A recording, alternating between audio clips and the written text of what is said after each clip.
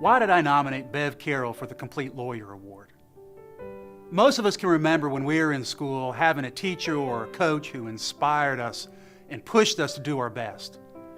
Often those teachers had a reputation for being tough as nails and demanding, and who would set high expectations. But those were people who taught out of love and caring for their students and their players. And they recognized that we're all part of a larger community that only works when we strive for excellence. That's how I felt when I started practicing law in Rock Hill with Bev Carroll 20 years ago. I was an associate for her at Kennedy Covington, Lobdell, and Hickman, and I couldn't have had a better teacher in the practice of law. If you know Bev, you know she demands a lot of those around her. I can remember as an associate giving her drafts of briefs and pleadings to review, only to see them come back bleeding in red ink from her edits. Or talking through a legal argument in preparation for a motion for summary judgment with her, only to find that she knew of a case I had missed that was squarely on point. But she always took the time to work with us and get the best work out of everyone around her. Her critiques could be tough on the ego sometimes, but I have to admit, she was usually right. Usually.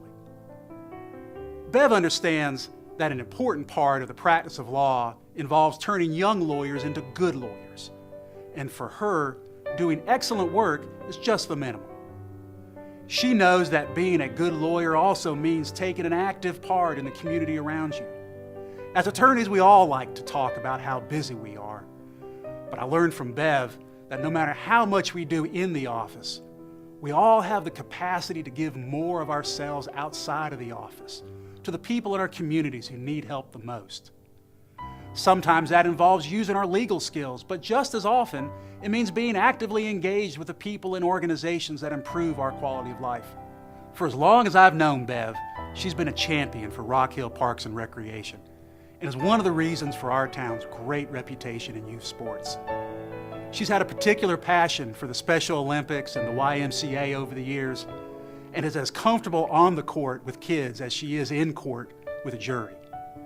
More recently, she's taken on a leadership role in the South Carolina Bar Foundation, helping to promote the many essential programs it sponsors throughout the state, like South Carolina Legal Services, Sister Care, and the Upstate Mediation Center.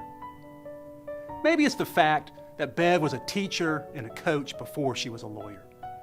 But she always brings the same passion and knowledge that inspires students to succeed and teams to win to the practice of law. She has made me a better lawyer.